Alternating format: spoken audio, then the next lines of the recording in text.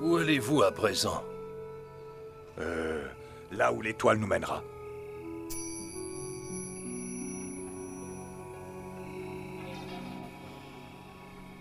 Les écritures sont formelles sur ce point. Vous ferez donc route vers Bethléem. Tu as raison, c'est notre destination. Avez-vous prévu de rendre visite au roi Hérode? Cela m'étonnerait qu'il apprécie de savoir qu'un nouveau roi est sur le point de voir le jour sur les terres d'un royaume qui lui appartient. Ne t'inquiète pas, Malaki, nous serons prudents.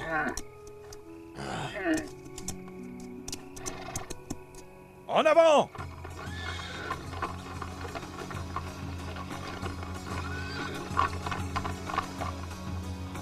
Que Dieu soit avec vous durant votre voyage. Que Dieu vous bénisse, que Dieu soit avec vous. Que l'astre de Dieu éclaire votre chemin.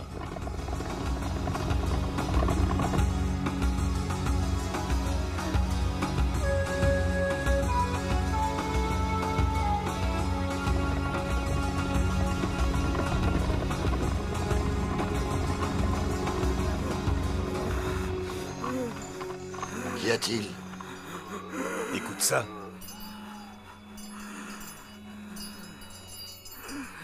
Il y a un lépreux sur notre route.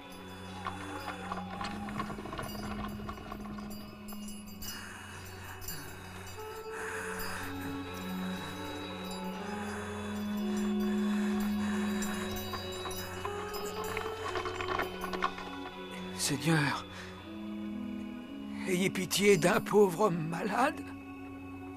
Que pouvons-nous faire pour toi?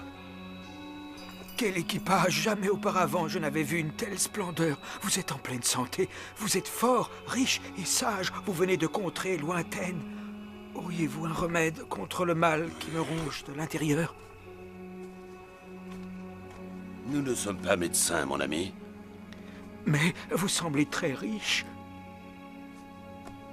Cette richesse-là ne guérit pas. Je vous remercie, Votre Majesté. Tu cherches à guérir de tes souffrances. Nous ne pouvons t'aider. Seul Dieu le peut en nous envoyant un sauveur. Il faut prier, mon fils. Ta voix sera entendue auprès de Dieu.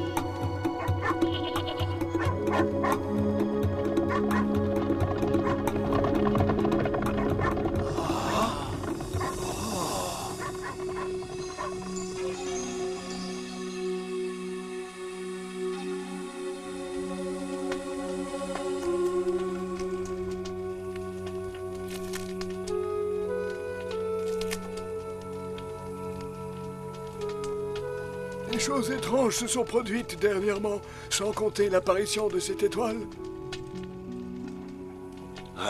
Que veux-tu dire? Des signes annoncent un événement extraordinaire. Quel signe? Raconte-nous ce qui est arrivé au vieux Zacharie. Zacharie, nous nous connaissons depuis l'enfance. C'est un vieil homme sans descendance, un prêtre. Un jour qu'il était au temple, il pénétra dans le sanctuaire pour brûler de l'encens. Soudain, l'ange du Seigneur apparut devant ses yeux. Oh! Sois sans crainte, Zacharie, car ta prière a été exaucée. Ta femme t'enfantera un fils et tu l'appelleras du nom de Jean. Il sera grand devant le Seigneur. Il marchera devant le Fils de Dieu et préparera au Seigneur un peuple prêt à l'accueillir. Mais c'est impossible. Je suis un vieillard et ma femme est avancée en âge. Voici que tu vas être réduit au silence, sans pouvoir parler jusqu'au jour où ces choses arriveront, parce que tu n'as pas cru mes paroles. Je suis Gabriel, le messager de Dieu. Dehors, le peuple attendait Zacharie et s'étonnait qu'il s'attarde dans le temple. Quand il sortit, il voulut raconter ce qui lui était arrivé, mais ce fut impossible, il était devenu muet. Alors il comprit qu'il aurait dû avoir la foi. Quelque temps après, sa femme Élisabeth mit au monde un fils. C'est un signe, bénissons Dieu pour ce fils. Ce n'est pas tout, mes amis. Il advint le 8e jour que Zacharie et sa famille vinrent au temple pour faire circoncire l'enfant conformément à la loi. Quel sera le nom de cet enfant? Il sera appelé Zacharie du nom de son père. Non. Quel nom souhaites-tu donc lui faire porter? Jean. Il n'y a personne dans notre famille qui porte ce nom. Zacharie, tu es le père du bébé. Comment désires-tu appeler ton fils unique?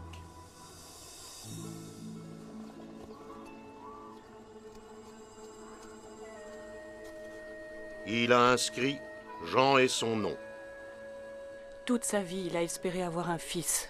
Béni soit le Seigneur, le Dieu d'Israël, de ce qu'il a visité et délivré son peuple. Il a retrouvé l'usage de la parole. Il nous a suscité une puissance de salut dans la maison de David, son serviteur, selon ce qu'il avait annoncé par la bouche de ses prophètes. Hein? Et toi, petit enfant, tu seras appelé prophète du Très-Haut, car tu marcheras devant le Seigneur pour lui préparer les voies, pour donner à son peuple la connaissance du salut par la rémission de ses péchés. Il viendra parmi nous pour illuminer ceux qui demeurent dans les ténèbres.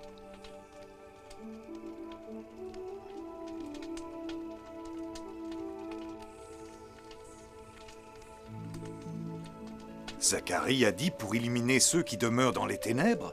Oui, ce sont exactement ces paroles. Voilà l'explication. L'étoile annonce la fin des ténèbres de la nuit et la lumière d'un jour nouveau qui se lève.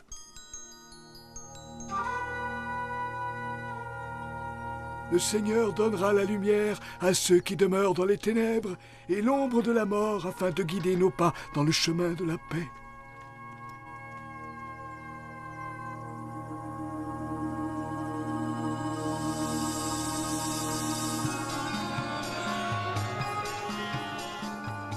J'ai mis l'ordonnance par écrit pour ceux qui sont arrivés ce matin dans la ville. Au nom d'Auguste César, empereur de Rome, un recensement de tout le monde habité a été décrété. Approchez-vous.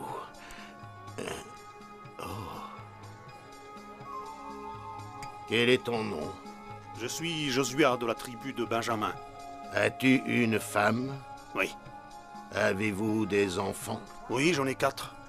Quelle profession exerces-tu? Je suis berger. Où habitez-vous? Dans le désert, au pied du mont Hébron. Tu as vu ça, femme? Mon estimation de la durée du voyage était exacte. Probablement, Jacek. J'en viens à me dire que, s'il me laissait faire ce recensement, on perdrait tous moins de temps. Si tu es si fort, pourquoi ne te fais-tu pas engager? Sinon, tu vas finir par compter nos paroles. Où allez-vous comme ça?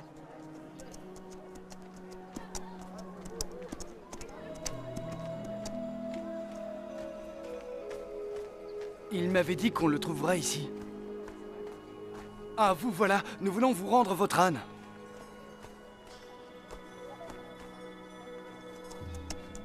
Que le Seigneur récompense votre bonté. Et qu'il vous bénisse, vous et votre enfant.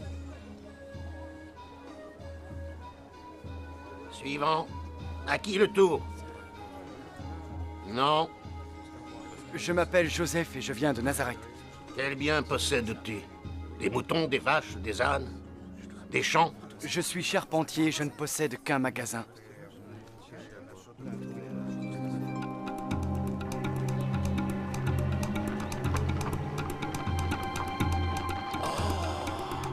Mais qui sont ces gens? Ah, et d'où viennent-ils?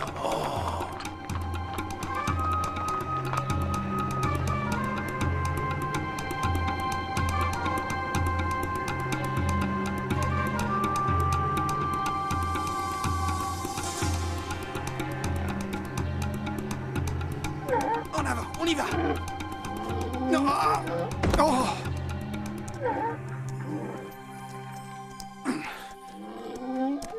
Fiche le camp si tu le prends comme ça. Tu reviendras. Bonsoir. Auriez-vous une chambre de libre? Je suis désolé, mais tout est complet. Il y a beaucoup de monde en ville pour le recensement.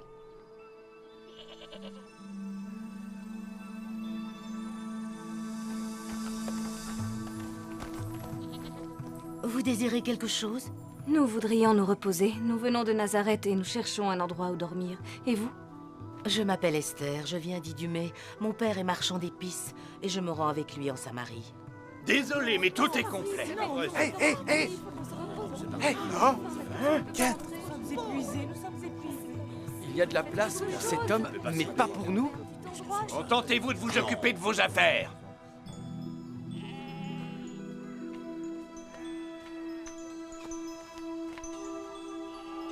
Père!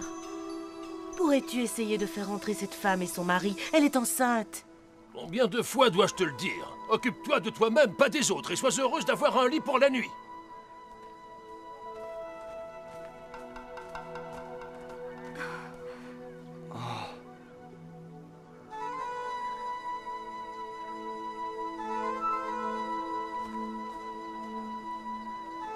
Pourrions-nous dormir quelque part?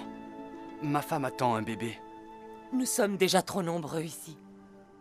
Nous avons de quoi payer. Nous n'avons vraiment pas assez de place, mais vous pouvez vous installer dans notre étable. Ce ne sera pas très confortable, mais au moins vous pourrez vous reposer. Mais... Ne t'inquiète pas, Joseph, ça fera l'affaire. Allons-y.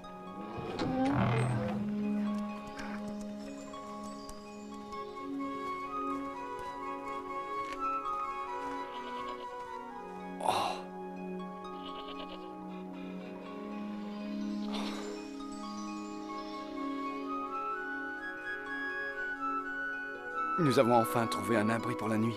Nous serons bien ici.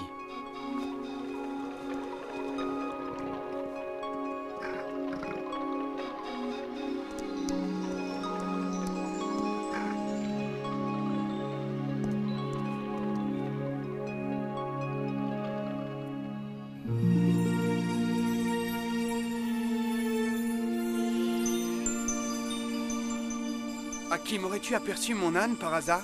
Non. Ne t'en fais pas, les ânes rentrent toujours chez eux. Viens plutôt t'asseoir et profitons de cette belle nuit. Tu as vu la taille de cette étoile, comme elle brille? Tu as raison. Elle ne ressemble à aucune autre étoile.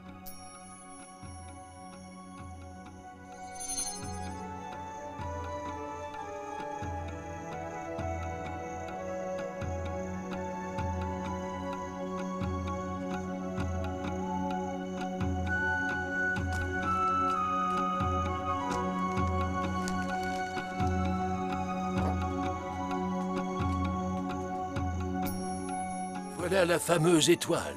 Il semble avoir suspendu sa course dans le ciel au-dessus de Bethléem. Exactement comme c'est écrit dans les livres des prophètes.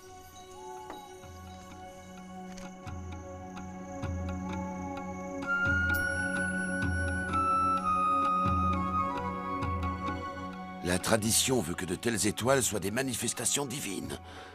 Quelle peut être la signification de celle-ci? Hein? Soyez sans crainte, voici que je vous annonce une grande joie. Mais qui êtes-vous? Soyez sans crainte, car aujourd'hui est né un sauveur dans la ville de David. Suivez la lumière de l'étoile.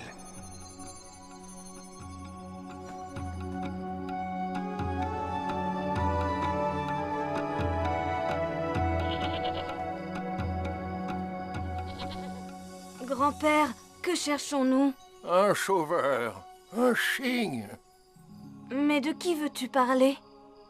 D'un nouveau-né couché dans une mangeoire. Il vient accomplir la promesse de Dieu. Nous avons beaucoup marché. Nous devons nous reposer et manger quelque chose. C'est vrai. Mais nous devons continuer notre quête.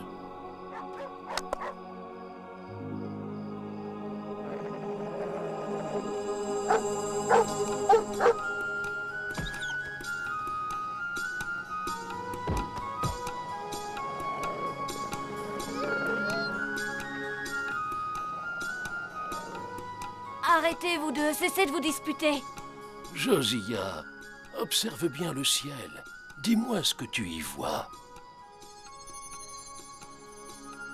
Je vois une lumière très intense. J'ai jamais vu une étoile aussi grosse. C'est le signe que nous attendions depuis si longtemps. Dépêche-toi, il faut y aller. Attends, grand-père, je vais t'aider. Je n'ai plus besoin d'aide, Josiah. J'ai l'impression de voir la lumière, de voir l'étoile.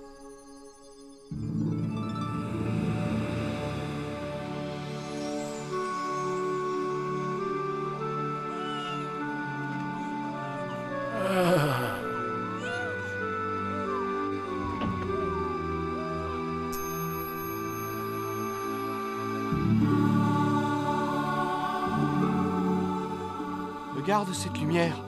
Allons voir ce qui se passe.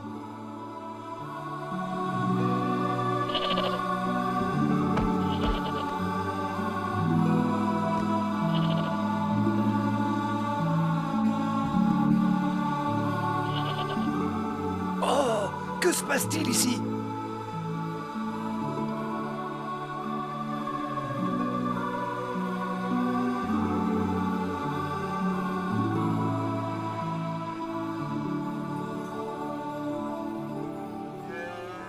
Marie, je vous ai apporté du sel. Merci. Nous allons frotter Jésus avec ce sel.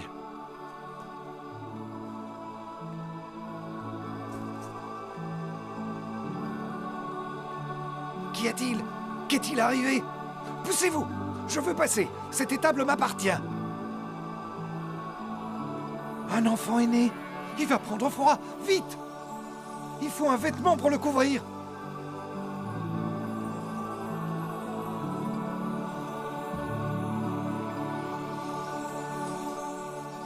Il est vraiment si petit.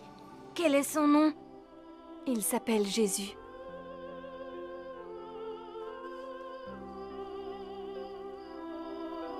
Je sais comment jouer de la flûte. Vas-y alors, joue quelque chose pour Jésus.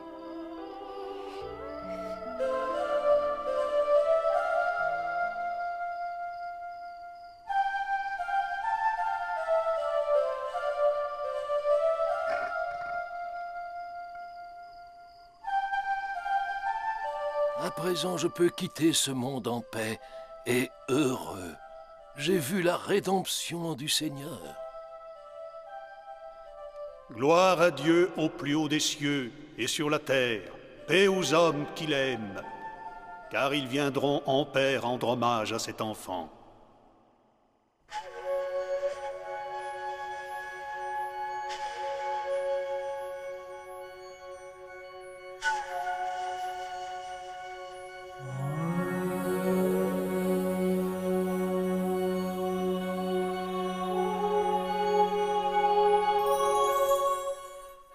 En l'an 754, après la fondation de Rome, naquit Jésus, le protagoniste d'une des plus grandes histoires d'amour du monde.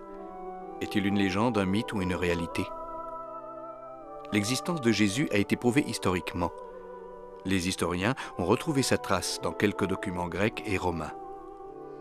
Cependant, l'histoire de sa vie et ses enseignements sont principalement relatés dans les évangiles. Les disciples de Jésus, et plus particulièrement 12 d'entre eux qu'il choisit pour être ses apôtres, quittèrent Jérusalem après sa mort pour répandre l'évangile en Afrique, dans le Nord, en Grèce, à Rome et bien au-delà. Partout où ils allèrent, ils répandirent la parole du Christ oralement. Effectivement, à cette époque, très peu de gens savaient lire et écrire. Les années passèrent, et les premières communautés chrétiennes se multiplièrent rapidement.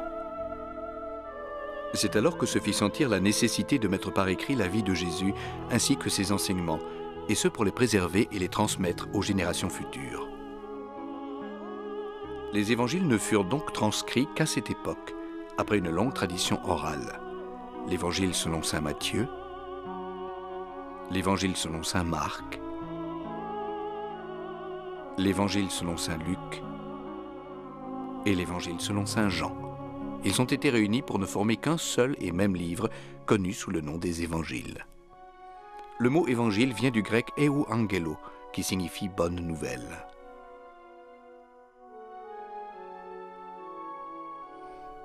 Les évangiles, les actes des apôtres, un récit de la vie quotidienne et de l'expansion des premières communautés chrétiennes, les épîtres de Saint Pierre, Saint Paul, Saint Jean, Saint Jacques, Saint Jude, ainsi que le livre de l'Apocalypse constituent le Nouveau Testament.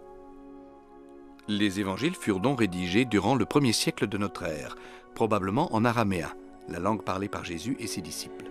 Plus tard, ils furent traduits en grec ancien, une langue très répandue à travers l'Empire romain, comme l'anglais de nos jours dans le monde. Au IVe siècle, Saint Jérôme écrivit les évangiles en latin. Dans les siècles qui suivirent, les évangiles furent traduits dans toutes les langues du monde. Mis à part les 4 évangiles que nous avons cités, bien d'autres versions furent rédigées. Elles sont connues sous le nom d'apocryphes. Cependant, seuls les 4 évangiles dont nous avons parlé sont d'inspiration divine et universellement reconnus dans le monde chrétien. Les évangiles font partie du Nouveau Testament qui comprend les 27 livres relatant l'histoire de Jésus et de l'Église. Ce recueil est considéré comme inspiré par Dieu et accepté par toutes les églises chrétiennes.